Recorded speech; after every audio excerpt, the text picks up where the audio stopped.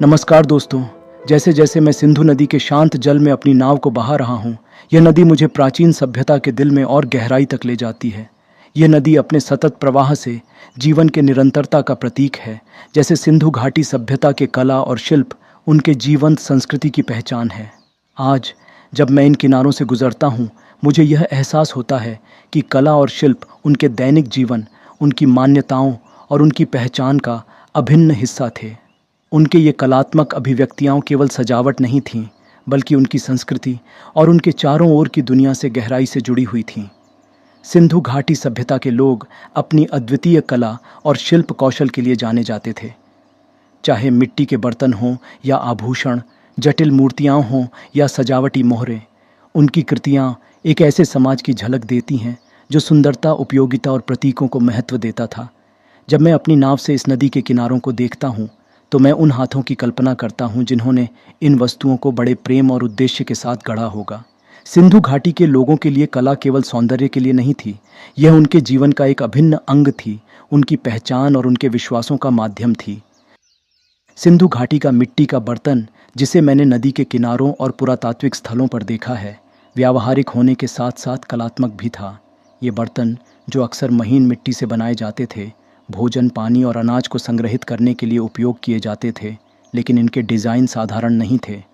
इन पर ज्यामितीय आकृतियाँ, पुष्पिक पैटर्न और जानवरों की चित्रकारी होती थी, जो उनके पर्यावरण और उनके दैनिक जीवन को प्रतिबिंबित करती थीं। ये डिज़ाइन केवल सजावटी नहीं थे, वे गहरे अर्थ रखते थे। हो सकता है कि ये आकृतियाँ प्रकृति के चक्रों, भूमि की उर्वरता या देवताओं और लोगों के बीच संबंध को दर्शाती हों। मिट्टी के बर्तन उनके लिए एक ऐसा माध्यम था जो सांसारिक और दिव्य के बीच संबंध बनाए रखता था। मिट्टी के बर्तनों के साथ साथ सिंधु घाटी के लोग धातु शिल्प में भी अत्यंत कुशल थे।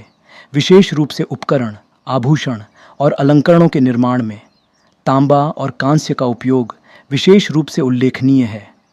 उन्होंने जो आभूषण बनाए, सूक्ष्म मनकों से लेकर जटिल हार और कंगन तक, उनके कला के प्रति गहन दृष्टिकोण और सौंदर्य की सराहना को दर्शाते हैं। यह उनके उन्नत धातुकर्म कौशल का भी प्रमाण है। मैं कल्पना करता हूँ कि ये खूबसूरत आभूषण त्योहारों या धार्मिक अनुष्ठानों के दौरान पहने जाते होंगे, शायद देवताओं को सम्मान देने के लिए या जीवन के महत्वपूर्ण अवसरों को चिह्नित करने के लिए। मोहरें, जो शायद सिंधु घाटी सभ्यता की सबसे प्रसिद्ध कलाकृतियाँ हैं, उनकी कलात्मक अभिव्यक्ति की एक और झलक प्रदान करती है।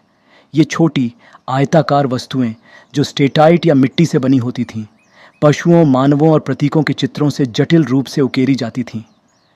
इन मोहरों पर उकेरे गए चित्र अद्भुत शिल्प कौशल का उदाहरण हैं, और इनमें उकेरे गए चित्र आज भी अध्ययन का विषय बने हुए हैं। इनमें से कुछ जानवर, जैसे एक श्रृंगी या बैल, प्रतीकात्मक हैं। उदाहरण के लिए, बैल संभवतः उनके विश्वासों में एक महत्वपूर्ण भूमिका निभाता था, जो शक्ति, उर्वरता और समृद्धि का प्रतीक हो सकता है। ये मोहरें केवल सजावटी नहीं थीं, उनका व्यावहारिक उपयोग भी था। इन्हें संभवतः माल पर मोहर लगाने, स्वामित्व को चिह्नित करने और शायद व्यापार के लिए भी उपयोग किया जाता था, जिससे वे उनकी अर्थव्यवस्था और सामाजिक व्यवस्थाओं का एक महत्वपूर्ण हिस्सा बनती थीं। जैसे जैसे मैं सिंधु नदी के किनारे अपने सफ़र को जारी रखता हूँ, मुझे एहसास होता है कि सिंधु घाटी में कला केवल वस्तुओं तक सीमित नहीं थी, यह उनके शहरों की वास्तुकला तक भी विस्तारित थी। मोहनजोदड़ो और हड़प्पा के लोग सुव्यवस्थित शहरों का निर्माण करते थे, जिनमें साफ सुथरी ग्रिड योजनाएं, चौड़ी सड़कें और अच्छी तरह से डिज़ाइन की गई जल निकासी प्रणालियाँ होती थीं। यह विवरण पर ध्यान उनकी व्यवस्था, स्वच्छता और संभवतः प्रकृति के प्रति उनकी श्रद्धा को दर्शाता है। उनके शहरी नियोजन में जो समानता है, वह यह इंगित करती है कि उनके समाज में एक साझा दृष्टिकोण और सौंदर्य शास्त्र था। यह केवल व्यावहारिक स्थान बनाने के बारे में नहीं था, यह एक ऐसा सामंजस्यपूर्ण वातावरण बनाने के बारे में था जो उनके मूल्यों को प्रतिबिंबित करता था। उनकी कलात्मक अभिव्यक्ति का एक और अद्भुत पहलू वे मूर्तियाँ थीं जो उन्होंने बनाई थीं। ये छोटी मूर्तियाँ अक्सर मिट्टी से बनी होती थीं, मानव और पशु आकृतियों को दर्शाती थीं, और माना जाता है कि ये उनके देवताओं या दैनिक जीवन के आंकड़ों का प्रतिनिधित्व करती थीं। इन मूर्तियों में विशेष रूप से महिलाओं की मूर्तियां यह संकेत देती हैं कि उर्वरता और मातृत्व उनके विश्वास प्रणालियों में महत्वपूर्ण भूमिका निभाते थे। ये छोटी मूर्तियां भले ही साधारण हों, सिंधु घाटी के लोगों के आध्यात्मिक और सामाजिक जीवन से गहरा संबंध रखती थीं।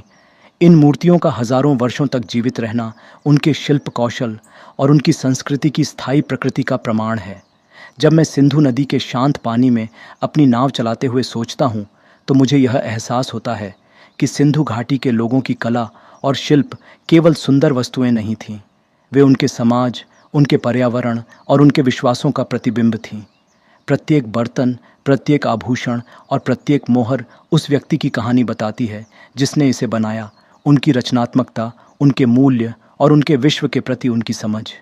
उनके शिल्प के माध्यम से उन्होंने एक ऐसी विरासत छोड़ी है जो आज भी हमें प्रेरित करती है और आश्चर्य में डालती है। अगले एपिसोड में हम सिंधु घाटी की मोहरों की आकर्षक दुनिया का अन्वेषण करेंगे। ये छोटी लेकिन शक्तिशाली प्रतीक न केवल महत्वपूर्ण कलाकृतियाँ हैं, बल्कि इस सभ्यता के लोगों की पहचान का एक महत्वपूर्ण हिस्सा भी हैं। मोहरों का उपयोग पहचान, व्यापार और यहाँ तक कि संचार के लिए किया जाता था। मेरे साथ जुड़िए जब हम इन मोहरों और उनके अनोखे प्रतीकों के महत्व को और गहराई से जानने की यात्रा करेंगे।